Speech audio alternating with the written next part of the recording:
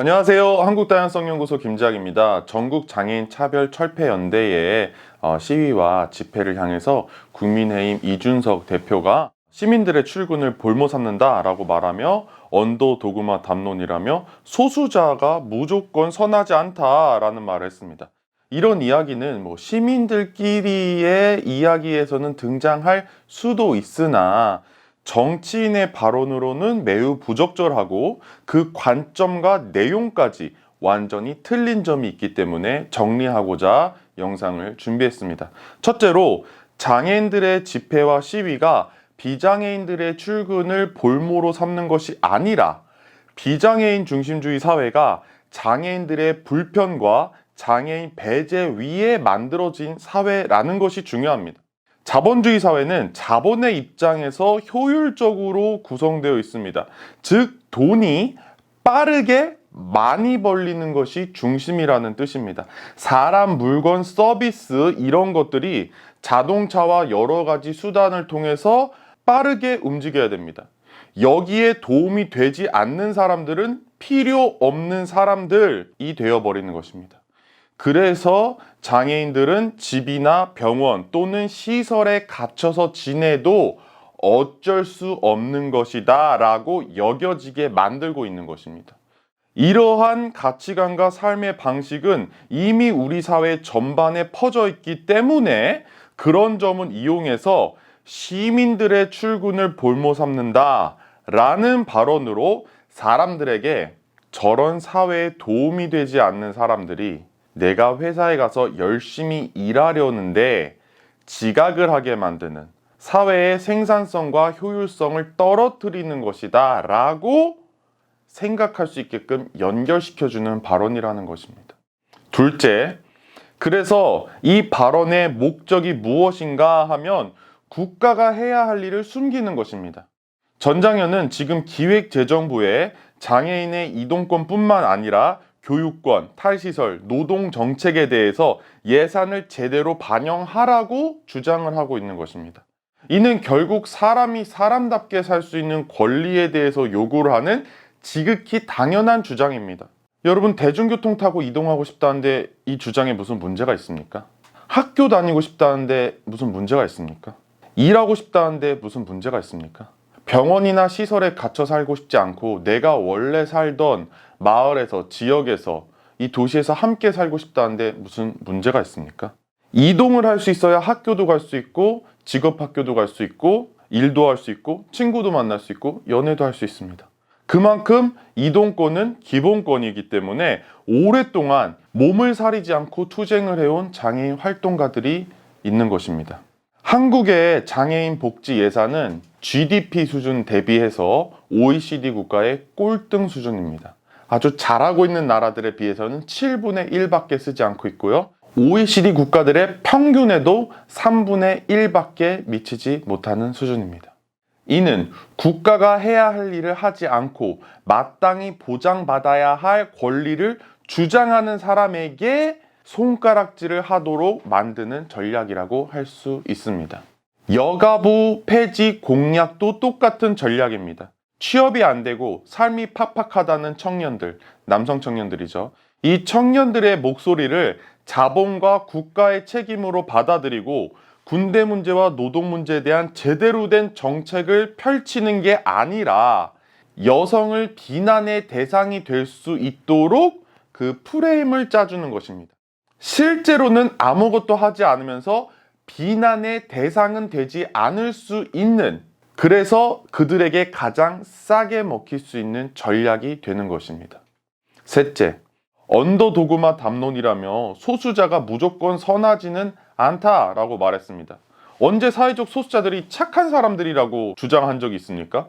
사회적 소수자라는 뜻은 사회적으로 부와 명예와 네트워크에 이런 사회적 자원에 다가갈 수 있는 접근성이 제한되고 그로 인해서 기본적인 인권을 침해받는 사람들이라는 뜻입니다.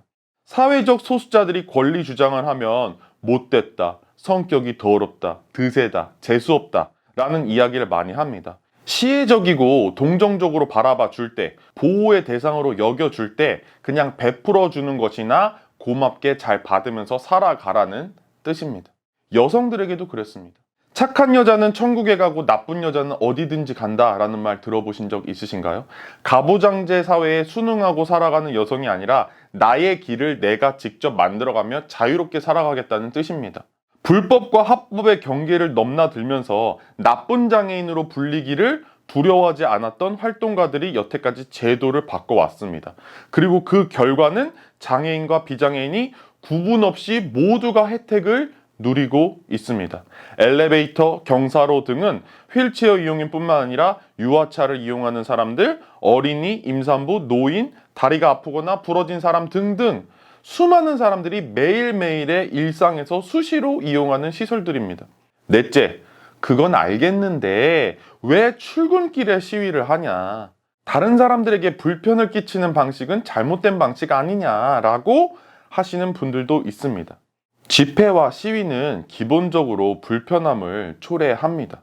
그 중에서도 시민들과 정치인들이 관심을 너무 주지 않아서 그게 문제일 때는 일상생활에 가장 크게 불편함을 초래하는 방식으로 조금이라도 관심을 끌어오기 위해서 이러한 운동의 방식을 선택하게 되는 것입니다. 물론 본인도 욕을 먹을 수 있고 운동이 위험에 처할 수도 있고 다른 사람에게 불편을 줄 수도 있다는 것을 다 이해하고 결정을 하는 방식입니다. 노동자 파업도 마찬가지입니다. 노동자들이 사측과 협상 등을 통한 다양한 방법들을 쓰다가 물러설 수가 없는 사안에서 막다른 길에 몰려 있다면 자신들도 위험을 감수하며 시민들에게 불편함을 끼칠 수도 있다는 것을 알면서도 파업을 하게 되는 것입니다. 이때 노동자들의 인권 향상이 모든 시민들의 인권 향상에 기여한다는 것을 알고 있는 국가의 시민들은 파업을 한 노동자들을 지지하면서 불편함을 내가 감수하고 파업을 하게 만든 기업과 국가를 향해서 그 노동자들과 함께 규탄의 목소리를 냅니다. 우리가 지금 해야 할 일은 장애인 활동가들의 지하철 타기 운동, 지하철 멈추기 운동을 지지하고 기재부를 향해 함께 목소리를 내는 것입니다.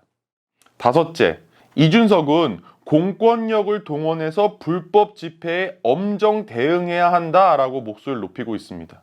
이 일을 장애인들의 일로만 치부한 채 우리가 손을 놓게 된다면 노동자 운동, 여성 운동, 성소수자 운동, 이주민 운동 등 모든 운동의 영역으로 똑같은 논리가 밀려 들어오게 될 것입니다. 이준석이나 국민의힘뿐만 아니라 민주당도 문제입니다. 문재인 정부도 장애인 등급제와 부양 의무제를 완전 폐지하겠다고 했으나 하지 않았습니다.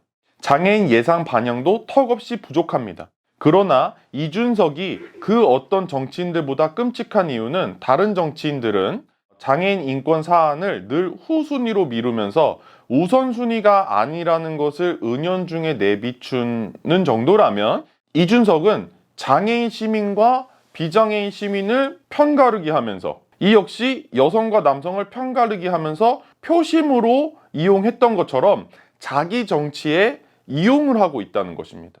이준석의 정치는 온라인의 커뮤니티 등의 차별, 배제, 혐오의 논리에 힘을 실어주고 있다는 점에서 사회적으로 큰 해악이 되고 있습니다.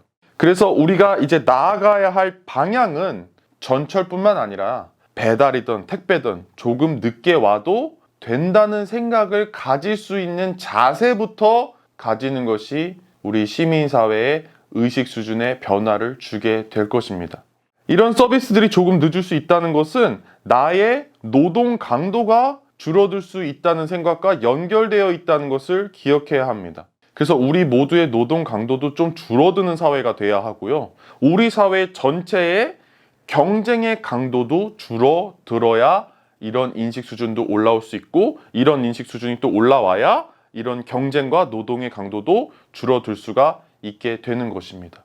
요즘 많이 확산되고 있다는 노키즈존을 시작으로 노땡땡존의 확산도 나에게 조금이라도 불편함을 주면 안 된다라는 인식의 반영이라고 볼 수 있습니다. 그러나 여러분, 서로에게 완벽히 불편함을 주지 않는 것은 불가능합니다.